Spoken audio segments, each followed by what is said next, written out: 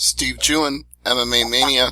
All right, Steve, you're on with John. Whenever you're ready, go ahead. Jon Fitch, it's a pleasure to talk to you again, and thank you for the time today. Before we start talking about the Rory MacDonald fight, how's the cryptocurrency market treating you? Well, it's not too bad. I'm using it as a store of value. I'm just going to sit and wait, see what happens, because it's slowly climbing back up. We'll see if it gets back up to that 17,000 mark again. I saw it wildly fluctuate over the last year, and I was thinking about you when I saw that. Yep, regardless, it's way up from where I bought it. I mean, I really wish I would have bought a lot more when it was at 200. But I'm just sitting on it. It's a 5-10 year plan for me. We'll see what happens. Well, that's good. That's the way to invest anyway. That's what my guy always says: long haul, not short term. Yeah, I already made back my investment I put in. I cashed out a little bit. I've cashed out 50% of my initial investment. So I'm fine. We'll see what happens long term. And speaking of fine, how are things going as you prepare for Rory MacDonald? I'm sure they're going fine too, but let me know. Feeling great, man. It was a good camp. I really had a good time. I'm getting back to, enjoying myself, enjoying life, enjoying the process, enjoying the fight, taking the pressure off of that. I'm in a good place. Well, you've been in a good place for a while, because this would be your 6th straight win and your 3rd title in as many years. So that would be a heck of a run. Yeah, I've been fortunate, been working hard, and, regardless of outside things that have been going on, I've been keeping my nose to the grindstone, been training hard, been lifting the weights, been eating good. So, taking care of myself. I'm feel really fortunate that things have been working out so well. So with that fight with Paul Daley last year, the one that set you up for this fight with Rory MacDonald, he did a lot of trash talking during and after the fight. And I just wonder if you even noticed any of that in the cage, or if you just had laser focus and didn't hear anything that he had to say. No, I definitely could hear it. I'm, a foot away from his mouth.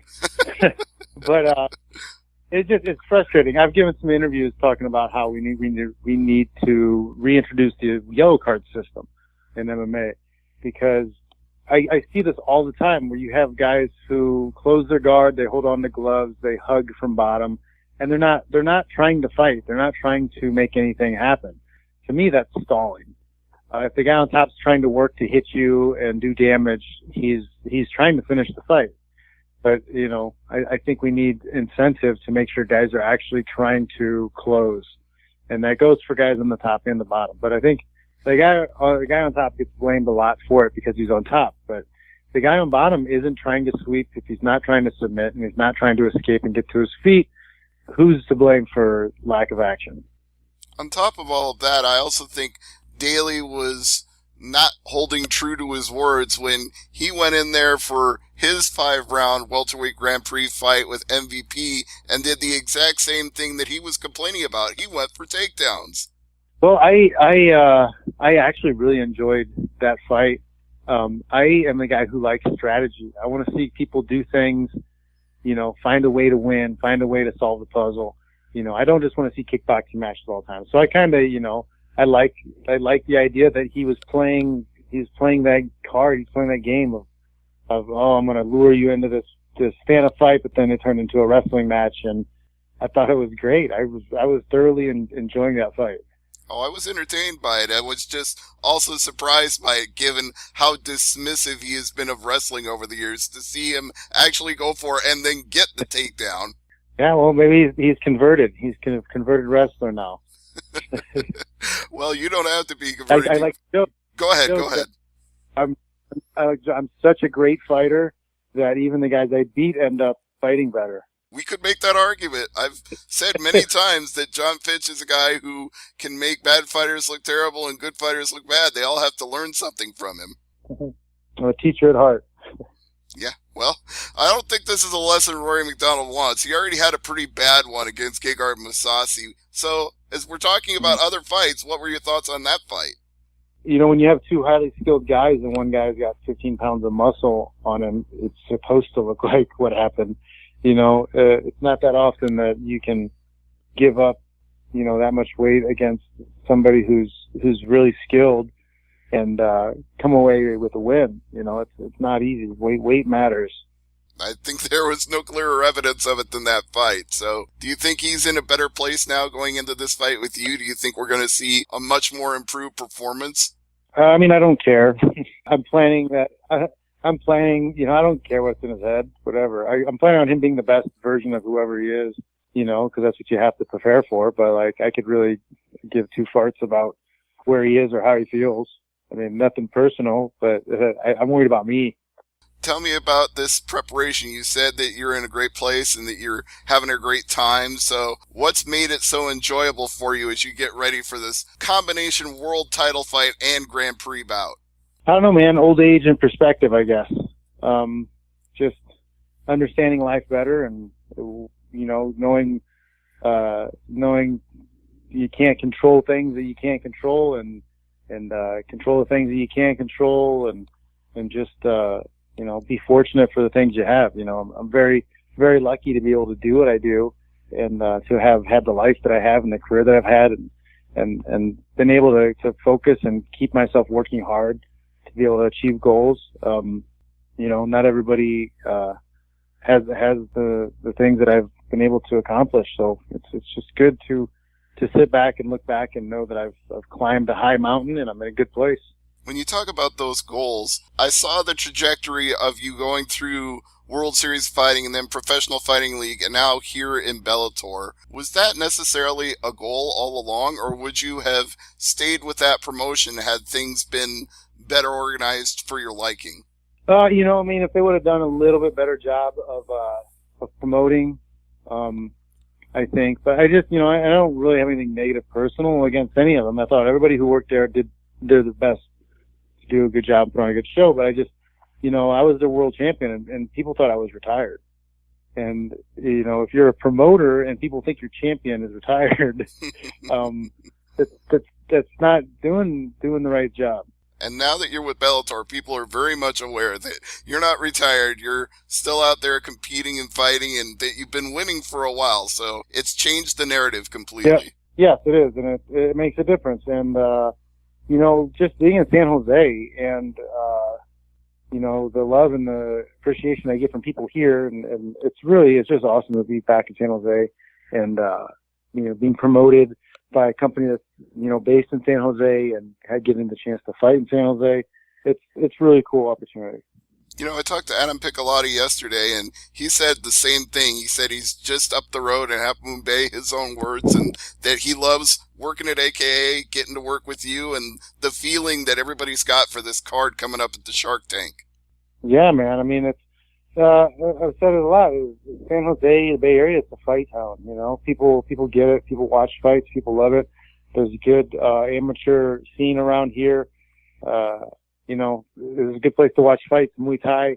You know, I knew this when I was looking for a place to move to back in 2003. You know, I was looking all over the country. What was the best place to move to get the best opportunity to train with the best people? And it seemed like San Jose was the spot. It had kickboxing, Muay Thai, Taekwondo, Jiu-Jitsu. If things didn't work out at one gym, I knew that there was, you know, 25 other gyms around that I could probably drive to and get training there. Luckily, you know, I picked the right one. When you think about that and you think about moving there and getting all the best benefits of being in a fighting town like that, do you ever look back at the UFC days and think, if I had been in Strikeforce? Well, I mean, that was a thing that almost happened when the UFC released me for the video game incident, for not wanting to sign over my image and likeness forever for zero money. You know, that's crazy of me for not wanting to do that. You know, I was ready to walk away and fight for Strikeforce because I liked Scott Coker. I saw how Josh Thompson was doing and Pangling and those guys, and it was a good promotion. I was like, you know, I can make good money here. I can have some good fights because they were really good guys. You know, the Diaz brothers and Jake Shields were around here. So there was plenty of good fights. There was good money. There was good opportunity with sponsors and everything. I was ready to go, you know, and it wasn't until the UFC kind of strong-armed me and said that they're going to fire all my teammates and everybody from AKA, and nobody from AKA would ever fight in UFC again. You know, they kind of strong-armed me into re-signing with them and giving in to their crappy contracts. So I almost nearly was fighting for Strikeforce. Dirty pool is the only word I can think of to say it, because I followed that whole situation, and as you said, they did strong arm you, so I was not really thrilled with that. But if I was to sit here and make a laundry list of things that I wasn't thrilled with UFC about, we'd have an hour-long interview. Probably longer. But I can't say any organization is perfect. They all have their strengths, they all have their weaknesses, but I'll say it again because you said it yourself. It seems like right now with Bellator and Scott Coker, it's like you've come full circle. You weren't with Strikeforce, but you're with him now, so you're in a good place. Yep. Yeah, I'm in a good place. I'm happy. I'm really happy with how they're promoting me, how they're treating me. And, I've never really had too many people at all complain about the way Scott does things. He doesn't, he's not loose with the money, but, if you earn it, he'll let you earn it. That's for sure. The only person I think I've ever actually heard say anything negative was the aforementioned Paul Daley. I was on an interview with him, and he started tearing into Bellator and Scott. Yeah, and I think his complaints were the same complaints I think that most people have, like not getting enough fights. Mm-hmm. Yeah, that seemed to be his chief gripe, is that he wanted to fight more and that he wasn't getting the opportunities he wanted. Sorry if I cut in on you. And that's fine. No, and that's industry wide. Like, because of the way the constricted contracts, the way things are set up, there's no cross promotion. There's just less opportunities to fight. I mean, you used to be able to fight 3 times a year a lot of times, or more if you were in lower level shows. But there's less shows going on in the States these days.